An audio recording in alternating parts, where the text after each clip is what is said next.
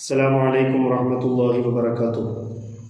വിശുദ്ധ റമദാനിലെ നടുവിലത്തെ 10 മഗ്ഫിറത്തിൻ്റെ 10ലേക്ക് നമ്മൾ പ്രവേശിച്ചിരിക്കുകയാണ്.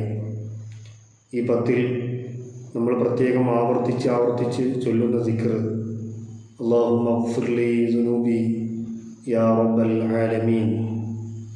ലോകരക്ഷിതാവായ അല്ലാഹുവേ, നീ എൻ്റെ പാപങ്ങൾ എനിക്ക് പുറത്തു തരണമേ എന്നർത്ഥമുള്ള നമ്മുടെ ചെയ്തുപോയ തെറ്റുകുറ്റങ്ങൾ അള്ളാഹുവിലേക്ക് കൈ ഉയർത്തി പശ്ചാത്തപിച്ചു മടങ്ങുന്ന പാപങ്ങളെല്ലാം അള്ളാഹുവിനോട് പറഞ്ഞു പൊറുപ്പിക്കുന്ന പ്രത്യേകമായ ഈ ഒരു വിശുദ്ധ റമദാൻ്റെ 10ൽ ഏതൊരാൾക്കും പാപങ്ങളുണ്ടാവും. തെറ്റുകുറ്റങ്ങൾ ചെയ്യാത്തവരായി ആരുമുണ്ടാവില്ല. അള്ളാഹു പ്രത്യേകം അവൻ്റെ അമ്പിയാക്കളെ ഇസ്മത്ത് കൊണ്ട് അനുഗ്രഹിച്ചിട്ടുണ്ട്. ഇസ്മത്ത് എന്ന് പറഞ്ഞാൽ അള്ളാഹു അവർക്ക് നൽകുന്ന പ്രത്യേകമായ കാവലാണ്. പാപങ്ങൾ ചെയ്യാത്ത വിശുദ്ധമായ ജീവിതം നയിക്കുന്നവരാണ് അമ്പിയാക്കൾ. പാപങ്ങൾ ചെയ്യാനുള്ള സാഹചര്യങ്ങൾ അള്ളാഹു അവരിൽ നിന്നും നീക്കുകയും പാപമുക്തമായ ഒരു ജീവിതം നയിക്കാനുള്ള ഒരു സാഹചര്യം അള്ളാഹു അവർക്ക് ഒരുക്കി കൊടുക്കുകയും ചെയ്യും. കാരണം അവരെ പറഞ്ഞയച്ചതു തന്നെ ജനങ്ങൾ അവരെ പിൻപറ്റാൻ വേണ്ടിയാണ്. അവരുടെ വാക്കുകൾ കേട്ട് അവരെ കണ്ട് അവരുടെ പ്രവർത്തനങ്ങൾ മനസ്സിലാക്കി അവരെ ഫോളോ ചെയ്ത് ജനങ്ങൾ ജീവിക്കണം. ഇതാണ് മനുഷ്യരിൽ നിന്നും തന്നെ മനുഷ്യരാകുന്ന ഒരു വിഭാഗം ആളുകളെ അള്ളാഹു ശ്രേഷ്ഠമാക്കുകയും അവർക്ക് നുബുവത്തിൻ്റെ പദവി നൽകി അവരെ നബിമാരാക്കുന്നത്. അവരെക്കാളും ഗ്രേഡ് കൂടിയ പദവി കൂടിയ ആളുകളാണ് മുർസലുകൾ എന്ന് പറയുന്നത്. റസൂൽ അത് അള്ളാഹു റിസാലത്ത് കൊണ്ട് ആദരിച്ചവരാണ്. എല്ലാ നബിമാരും റസൂൽ ആയിക്കൊള്ളണമെന്നില്ല. പക്ഷേ എല്ലാ മുർസലുകളും അവർ നബിയായിരിക്കും. ഒരു റസൂൽ എന്ന് പറയുമ്പോൾ അവർക്ക് പ്രത്യേകമായ ഒരു ജനതയിലേക്ക് അള്ളാഹു അയച്ച ആളുകളാണ്. അവർക്ക് പ്രത്യേകമായ കിതാബുകൾ അള്ളാഹു നൽകും. ഇതില്ലാത്തവരാണ് നബിമാർ.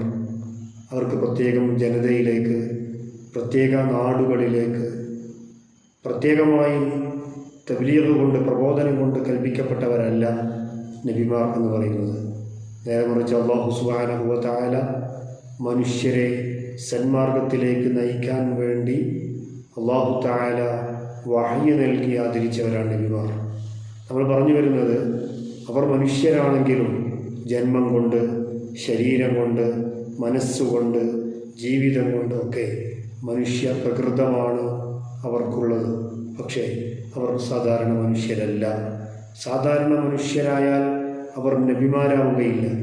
അതുകൊണ്ട് മനുഷ്യരിൽ നിന്നും വ്യത്യസ്തമായി ജന്മം കൊണ്ടും പ്രകൃതം കൊണ്ടും മനുഷ്യരാണെങ്കിലും അവർ ഉന്നതമായ വിധാനത്തിലുള്ളവരാണ്. അവർക്ക് തെറ്റു ചെയ്യാൻ കഴിയില്ല. അവർ തെറ്റുകളില്ലാതെ നന്മയിലേക്ക് മനുഷ്യരെ നയിക്കാൻ വേണ്ടി നിയോഗിക്കപ്പെട്ടവരാണ്. അപ്പോൾ മനുഷ്യൻ്റെ പ്രകൃതം അത് തെറ്റിലേക്ക്, കുറ്റങ്ങളിലേക്ക് ആകർഷിക്കപ്പെടുന്നതാണ്. ഹബീബായ റസൂലുള്ളാഹി സ്വല്ലല്ലാഹു അലൈഹി വസല്ലമ തങ്ങൾ അവിടുത്തെ ഹദീസിൽ ഇത് നമ്മളെ പഠിപ്പിച്ചിട്ടുണ്ട്. അവിടുന്ന് പറഞ്ഞു, ലികുല്ലി ഇൻസാനിൻ ലമ്മത്താനി വലമ്മത്തും മിനൽ മലക്കി വലമ്മത്തും മിനൽ ശൈത്വാൻ. ഏതൊരു മനുഷ്യനാണെങ്കിലും അവന് 2 തരം ബോധനങ്ങളുണ്ട്, 2 തരം പ്രേരണകൾ അവനെ നയിക്കുന്നുണ്ട്. ഒന്ന് ലമ്മത്തു മിനൽ മലക്ക്, അത് അള്ളാഹുവിൻ്റെ ഭാഗത്ത് നിന്നുള്ള, മലക്കിൽ നിന്നുള്ള ഒരു ലമ്മത്താണ്, മലക്കിൻ്റെ ഒരു ബോധനമാണ്. മറ്റൊന്ന് ലമ്മത്തു മിനൽ ശൈത്വാൻ, പിശാചിൽ നിന്നുള്ള ബോധനമാണ്. അതുകൊണ്ട് മനുഷ്യൻ ഏതു സാഹചര്യത്തിലും ഈ ഒരു സംഘർഷത്തിലൂടെ, ഈ ഒരു അവസ്ഥയിലൂടെയാണ് കടന്നുപോയിക്കൊണ്ടിരിക്കുന്നത്. നന്മയും തിന്മയും മനുഷ്യൻ്റെ മുമ്പിൽ പ്രകടമായി രൂപപ്പെട്ടു കിടക്കുന്നുണ്ട്. അല്ലാഹു തആല ഖുർആനിൽ ഇത് പറയുന്നുണ്ട്. ഫഹദൈനാഹുൻ നജ്ദൈൻ, രണ്ട് മാർഗങ്ങൾ, ഹക്കിൻ്റെയും ബാത്തിലിൻ്റെയും, ധർമ്മത്തിൻ്റെയും അധർമ്മത്തിൻ്റെയും, നീതിയുടെയും അനീതിയുടെയും, തെറ്റിൻ്റെയും ശരിയുടെയും രണ്ട് മാർഗങ്ങൾ മനുഷ്യൻ്റെ മുമ്പിലുണ്ട്. പക്ഷേ അവിടെ നമ്മൾ നമ്മുടെ വിവേകം കൊണ്ട്, നമ്മുടെ ബുദ്ധി കൊണ്ട്, നമ്മൾ നല്ലവരായ മനുഷ്യരെ അനുസരിച്ചുകൊണ്ട് ഏതു വഴി സ്വീകരിക്കുന്നു എന്നിടത്താണ് നമ്മുടെ പരീക്ഷണശാലയുള്ളത്. അതുകൊണ്ട് ലിയബ്ലുവക്കും അയ്യുക്കും അഹ്സനു അമല, നല്ലതു ചെയ്യാൻ കൽപ്പിക്കപ്പെട്ട മനുഷ്യൻ, ആ മനുഷ്യൻ അവൻ്റെ ഉള്ളിൽ നിന്ന് പിശാച് അവനെ ഭരിച്ചുകൊണ്ടിരിക്കുമ്പോൾ ആ പിശാചിൻ്റെ ദുർബോധനങ്ങളെ അവഗണിച്ച് മനുഷ്യൻ മലക്കിൻ്റെ സുബോധനകളോട്, മലക്ക് നൽകുന്ന നല്ല ബോധനത്തോട് മനുഷ്യൻ പ്രതികരിക്കണം. അപ്പോഴാണ് അവൻ നല്ലവനായി തീരുന്നത്. പക്ഷേ മനുഷ്യന് തെറ്റുകൾ സംഭവിക്കും. പക്ഷെ അങ്ങനെ സംഭവിച്ചാലും ആ തെറ്റുകൾ മായ്ക്കാനും ആ തെറ്റുകൾ പൊറുക്കാനും സദാ സന്നദ്ധനായി അള്ളാഹു നമ്മോടൊപ്പമുണ്ട്. അതുകൊണ്ടാണ് അള്ളാഹു ഖുർആനിൽ അള്ളാഹുവിനെ പരിചയപ്പെടുത്തി ഗഫൂർ എന്നും ഗഫാർ എന്നും ഗാഫിർ എന്നും അള്ളാഹു പരിചയപ്പെടുത്തുന്നത്. ഇന്നല്ലാഹു യഗ്ഫിറു ദുനൂബ ജമീഅ, എല്ലാ പാപങ്ങളും അള്ളാഹു തീർച്ചയായും പൊറുക്കും എന്ന് നമ്മോട് സന്തോഷം അറിയിച്ചത് നമ്മൾ ഇസ്തിഗ്ഫാർ ചെല്ലാൻ വേണ്ടിയാണ്. അതുകൊണ്ടാണ് സൂറത്തു നൂഹിൽ അള്ളാഹു തആല ഇങ്ങനെ പഠിപ്പിക്കുന്നത്, ഇസ്തഗ്ഫിറു റബ്ബക്കും, നിങ്ങൾ നിങ്ങളുടെ റബ്ബിനോട്, രക്ഷിതാവിനോട് നിങ്ങൾ പാപമോചനത്തെ തേടണം, നിങ്ങൾ പൊറുക്കൽ തേടണം. ഇന്നഹു കാന ഗഫാറ, തീർച്ചയായും അവൻ ധാരാളം പൊറുക്കുന്നവനാണ് എന്ന് നമ്മളെ സന്തോഷ വാർത്ത അറിയിച്ചത്. നമ്മൾ പാപം ചെയ്തു പോയാലും ഒരുപാട് പാപങ്ങൾ ചെയ്തു പോയല്ലോ എന്ന നിരാശയുടെ ഒരു കയത്തിൽ വീണുകൊണ്ട് നാം പ്രതീക്ഷ നഷ്ടപ്പെട്ടവരാവരുത്. നമുക്ക് പ്രതീക്ഷയുണ്ടാവണം. നിരാശ നമ്മളെ ബാധിക്കാൻ പാടില്ല.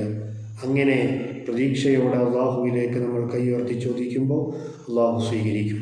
ആ സ്വീകരിക്കുന്ന ഏറ്റവും സവിശേഷമായ രാത്രികളാണ് ഈ വിശുദ്ധ റമളാനിലെ രണ്ടാമത്തെ പത്തായ മഗ്ഫിറത്തിൻ്റെ 10.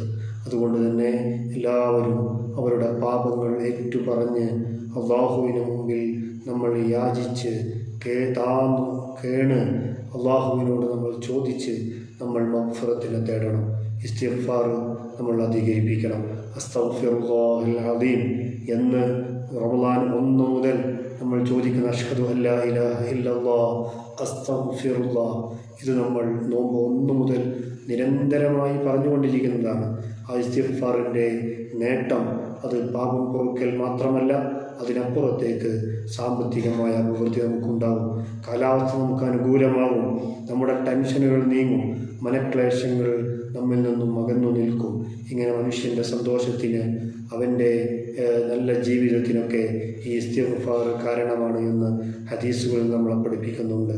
അതുകൊണ്ടാണ് ഹബീബായ റസൂലുള്ളാഹി സ്വല്ലല്ലാഹു അലൈഹി വസല്ലം തങ്ങൾ പറഞ്ഞത്, മൻ ലസിമൽ ഇസ്തിഗ്ഫാർ, ഒരാൾ നിരന്തരമായി ഇസ്തിഗ്ഫാർ മുറുകെ പിടിക്കുകയാണെങ്കിൽ അല്ലാഹു തആല അവന് റസഖഹു മിൻ ഹൈസു ലാ യഹ്തസിബ്, അള്ളാഹു അവനറിയാത്ത ഭാഗത്തിലൂടെ അവന് കൊടുക്കും.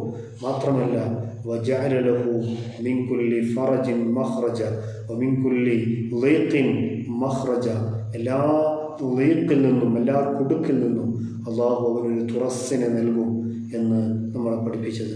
അള്ളാഹു ഏറ്റവും കൂടുതൽ ഇസ്തിഗ്ഫാർ ചൊല്ലി അള്ളാഹുവിൻ്റെ പ്രീതി കരസ്ഥമാക്കി ഈ റമളാൻ കൊണ്ട് വിജയിക്കാൻ അള്ളാഹു നമ്മളെ അനുഗ്രഹിക്കുമാറാവട്ടെ. ആമീൻ. അസ്സലാമു അലൈക്കും വറഹ്മത്തുള്ളാഹി വബറകാതുഹു.